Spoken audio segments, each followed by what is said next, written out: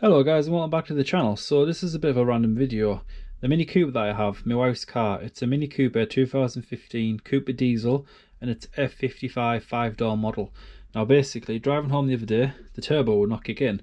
The car would top out at 4,000 RPM and no matter what I did, there was no way to get the car past 4,000 RPM.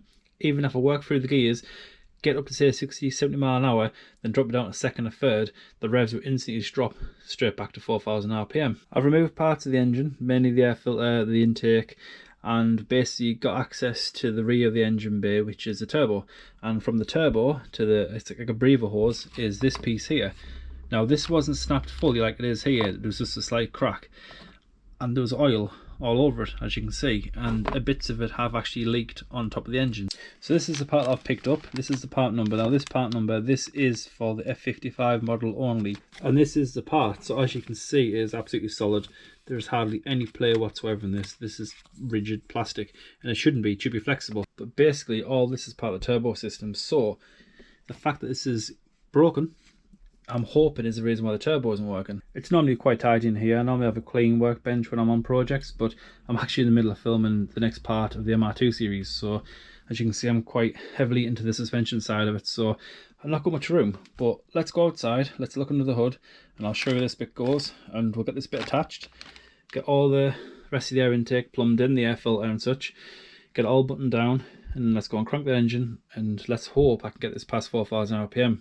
If this does fix the issue, I'm hoping this will help you guys out in the future.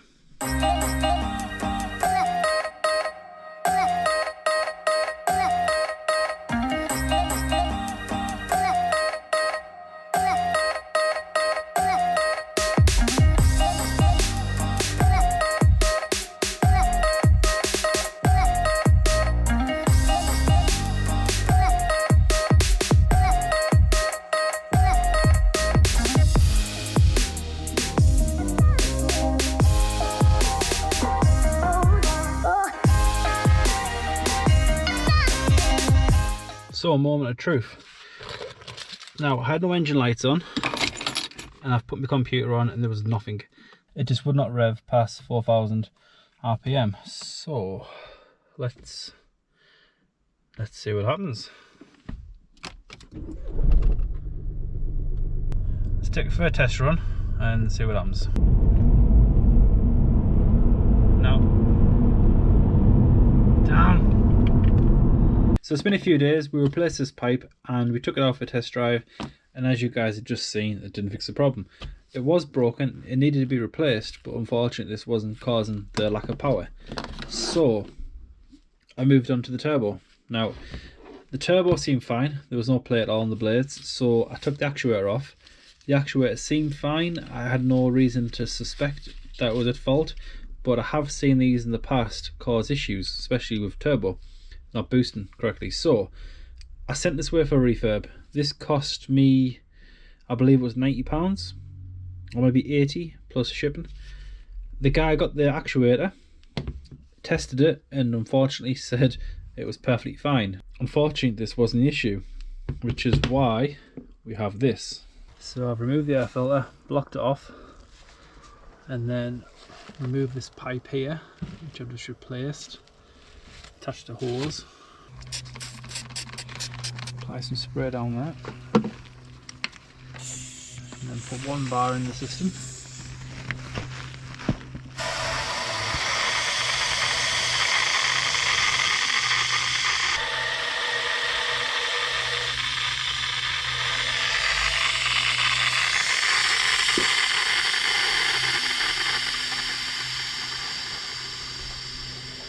So this is the inlet manifold, and what I basically did in that video there was I pressure tested the system. So I removed the air filter and I blocked it off with that.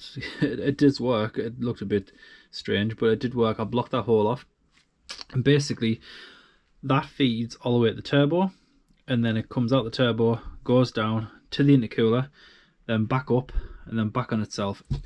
So basically the pipe we replaced previously, I literally put some hose in just to reduce down the size, because as you can see it's quite a large size, and then I took that to my airline hose and I basically pumped this full of air, and because it couldn't escape, it was blocked, it was pressurized at 1 bar. The only place it could leak is where we have a leak. As you see in the footage, it leaked directly down here. So I had to go out and pick up some gaskets, because like I say, if it's leaking down here, there's a good chance that the gasket is gone, and you're not going to replace one gasket because there's 3 individual gaskets. So I went out and picked up 3 gaskets direct from BMW. These aren't cheap. These were, I believe, £25 for all 3, and hopefully this will fix the issue. Now these are reusable. This car has 100,000 miles, and there's a very good chance I probably could reuse the middle and maybe even the end one. But this one here is blown, and I'm not going to risk it. I just went out and replaced all 3. This should be a clear hole all the way through at the bottom, like a tube almost, and it's completely gummed up. Now it was worse. There was like a ball on the end. It's kind of fallen off. This stuff is like, it's like snow really. It looks tough, but it's not. If you touch it, it just crumbles down to like a dust. So some of it has actually fallen off, but this was this is really full. This is pretty bad. How this wasn't sending an error code, I have no idea. Someone in this condition, I would expect to trip a code. So if there's carbon here, there's carbon inside here, and this is what I found when I took this off. Now this is pretty bad. This is by far the worst I've ever seen. It was like this, what I was showing you. So flip it over this way. It was blown out on this side, and as you can see, it's all black and perished here. It's black and perished here. That is absolutely shocking. I've never seen this much carbon, but easy kicker. How this car idled, I have no idea. How this car drove fantastically, apart from no turbo, I have no idea, because, and this is what it's like inside. As you can see, the air is being getting around the right hand side, but I mean that is absolutely packed. That is caked so bad. I don't know how this engine was still managing to actually run and drive with that much carbon inside. That is absolutely disgusting. I've picked up some of these brushes, these nylon brushes. I've got brass. I could use maybe brass. I've got steel, but I won't be using the steel. The nylon's probably going to be fine. These can attach to a drill. So once this is all soaked in detergent, leave it soaking for a bit so it kind of softens up a bit. Just go back and forwards, in and out the channels, and obviously on the inlet side also, and basically get as much as I can of this off. And once I'm at that point, I will get some carb cleaner and try and use some carb cleaner to get it all out, and hopefully that will leave me with a clean inlet manifold. Yes, I've got to say, remove all the gaskets, remove the motor from the end, and also remove the pipe from the EGR. So this is basically, you've got an EGR cooler, and this comes out of the engine and into this, which is where the something that comes from. And as you can see, it's pretty bad. I wonder if this has done some sort of regen and it's failed maybe, but that is really bad. So let's get this all soaked, and yeah, wow, you can just see in there is absolutely thick. You can't even see to the left. You can see to the right, but the left is pretty much, look at that. There's no, how did this engine run? I mean, what's worrying is this gunk here and this gunk here, engines here, you're talking a couple of inches. This could potentially get sucked into the engine, which is that's not good. You don't want that. So it's all clear, nothing else left on it, I think. Oh, one more gasket. Now I haven't got a replacement one of these, so we want to keep this one. I didn't buy this one, mainly it's easy to get access to. It's on the end. I can replace this in a matter of 5 minutes if needs to be, but these are reusable. And to be fair, the 2 of these probably could be reused, but if I need to replace this at a later date, I can. But these ones are the tricky ones.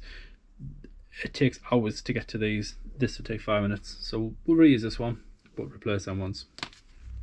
So it's been a few hours soaking. I keep coming in and rotating it. Definitely working. It's looking much better. I did take the thick of it out before I started soaking it, but it did not look as good as that, so it's definitely doing something. So it's been a few days. As we can see, this is completely done. Now this is the intake, and compared to what it looked like before, I think you guys can agree that's a lot better. It's pretty much brand new. there is a tiny bit of carbon at the back. Yes, that probably helps to show what's left. There's a tiny bit at the back. So how did I clean this? Firstly, I soaked it in some detergent, and that basically did nothing. I left it overnight, a good 24 hours, came back from work the following night, and then tried to clean it, and the water itself was crystal clear. Literally nothing had came off it. The water looked as if I'd just put it in there. So detergent didn't do anything. I then spent a few hours in the bucket of water, going through all the chambers, cleaning it with these attachments that go into a drill, and it got a bit off. So I had some of this laying around. This was from when I've been cleaning the driveways in the past. I put some into a bottle. I didn't dilute it, I used it neat, and I basically sprayed this down, and no word of a lie, within minutes of me spraying this, black ooze and just the tar in it was just all dripping off. It made a right mess, so I dunked it straight in the bucket, and then I actually went and put some of this in the bucket with the detergent, left it for about an hour. I had my lunch, came back out, and this just started coming straight off. It was fantastic. Using the brush, going in and out all the chambers, dunking and repeating, rinse, repeat, rinse, repeat. I'll be honest, I think if I put a good amount of this into the bucket to start with, after 24 hours, I think this stuff would literally just came straight off with just, you know, just a hose pipe. I really do. I think that would have been the end of it. But it was still stubborn. It was still sticking on the swell flaps. It was still built up on there, and I was struggling to get it all off, and there was some still in the chamber, and there was big clumps of it in the back I just couldn't get to. Basically, wherever I couldn't get this, it was just sticking, it wasn't coming off. So I moved on to this guy here. Now, I should have mentioned I was using carb cleaner. I was using this carb cleaner. I've used the full tin. It is a cheap carb cleaner. This is only £3 or £4. It's not the £10 good quality one, I guess. So I don't know if that's what my problem was. And it was working. I was spraying it on, and it was breaking it down slightly, but it just wasn't biting in. I had this. This is the second tin I used, a whole tin, and I didn't think this would work that good. I've used it obviously on brakes, on discs, on pads. Never used it on carbon. This stuff was unbelievable. I should have used this from the start. I reckon I could probably clean this up in less than an hour with hardly any mess using this. This stuff here, you spray it on, you leave it 30 seconds, a minute, barely touch it with the brush, and it just falls off. The map sensor is all cleaned up. I used some electrical cleaner on this. I used carb cleaner on the outside, electrical cleaner on the inside, and well, you can't see it in this light, but there's actually silver metal at the bottom, so that's nice and clear. So that's ready to go back in. I'm pretty sure I've already pointed this out, but you can see where it was blown through here, and there was a bit on this corner as well. So technically these are junk. The swirl flaps. Now, I didn't think these came out. They were absolutely stuck in there. I tried to get them out and they just would not budge. The only thing I could think is that the carbon was actually built up inside that was just sticking. It was almost locking these in place, but they wouldn't come out. And halfway, well, towards the end of cleaning, when I was just washing it out with fresh water, they basically just slid out. So basically, the rod itself, there's these 3 individual flaps, and they've got this little metal keyed tag at the end kind of thing that kind of holds it in place. This rides on the inside of the plastic, I guess, to prevent the plastic basically from wearing down like a bush.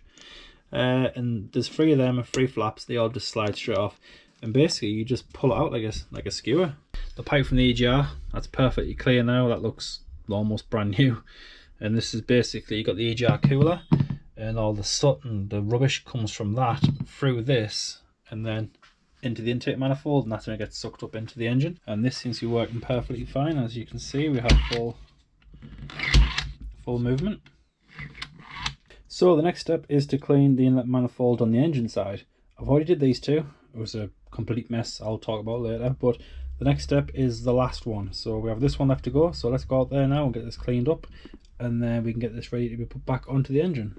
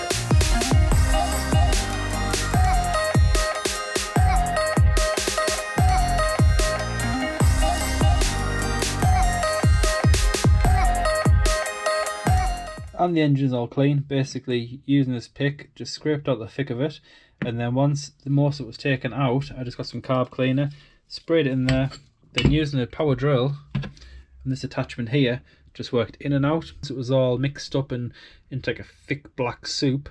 I was then using my air gun, putting it in and pulling the trigger. All the crap was coming out and I caught it with a rag.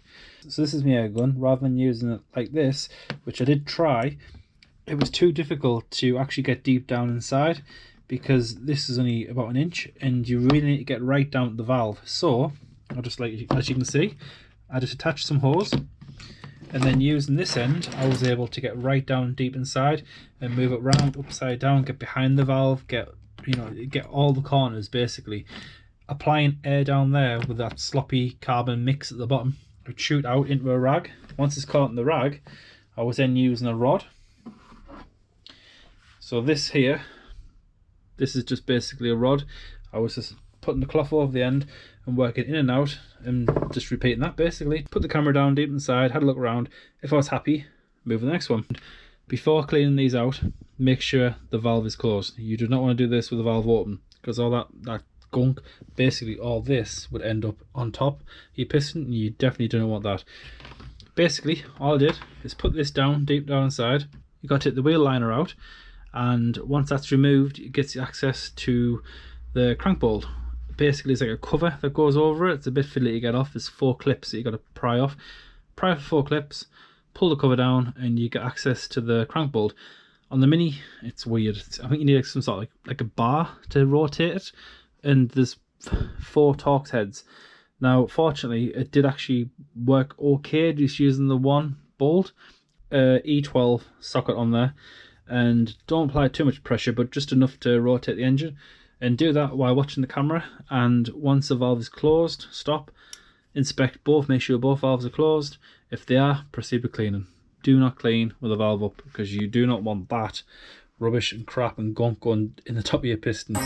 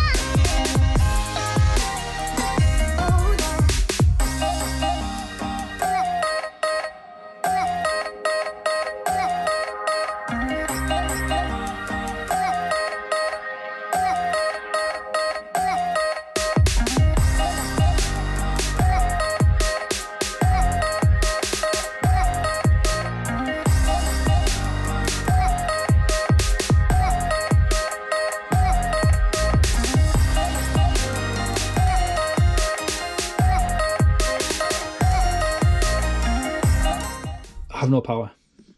Like, not as if I can't unlock the doors with this.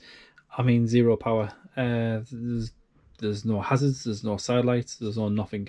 The car is acting as if there's not a battery on it, so I think I blew a fuse. So I went to charge. That is the problem there.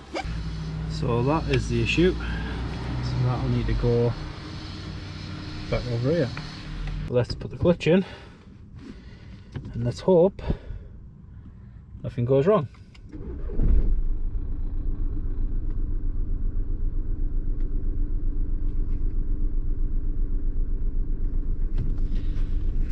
So far so good.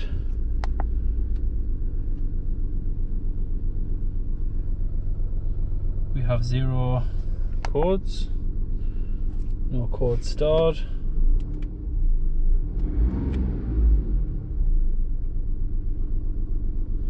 Once the engine's at temp, I'm going to lodge a piece of wood in between the seat and the accelerator pedal. The car needs to be running at 2000 RPM. Once the car's at 2000 RPM, I'm going to remove the airbox, remove the mass airflow sensor, insert this straw, and basically keep spraying until we use the whole can.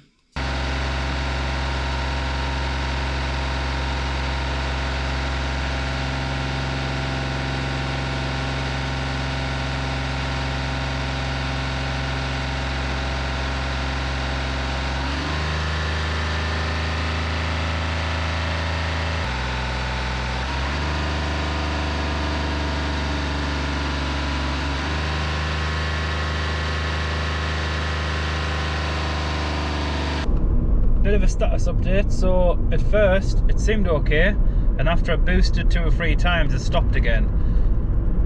Pulled over, turned the engine off, put the engine back on, and I've been driving now for about 20 minutes and it's been perfectly fine. So hopefully, fingers crossed, may have cracked it. So I'll get back to you in a moment. I'll do another 10-15 minutes. What's this called? An Italian tune up. I'm going to do 70 mile an hour in 3rd gear for about 20 minutes. See if I can flush all this rubbish out of the car. But so far, after the restart, so good. Well guys, I'm on the way back home now. Just driving calmly. The turbo has had some abuse. This engine is probably running pretty warm. The good old Italian tune up. So far, as I say, when I first started the engine, took it out, it did the exact same thing, but it felt more powerful, just was limited. It's a strange feeling. I thought it was fixed until I put my foot down.